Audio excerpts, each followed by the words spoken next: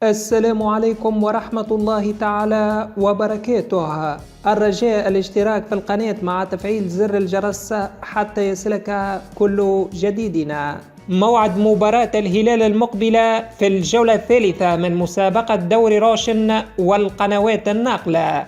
يستقبل فريق الرياض نظيره فريق الهلال على أرضية ملعب استاد الأمير فيصل بن فهد ضمن مباراة الجولة الثالثة من مسابقة دوري روشن السعودي، وذلك يوم السبت الموافق 14 من سبتمبر 2024 في تمام الساعة 9 مساء بتوقيت السعودية والعراق واليمن ومصر وسوريا والأردن والكويت والبحرين، 7 مساء بتوقيت تونس والجزائر والمغرب.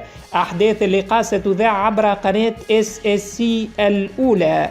ما هي توقعاتكم لنتيجة مباراة الهلال ضد الرياض؟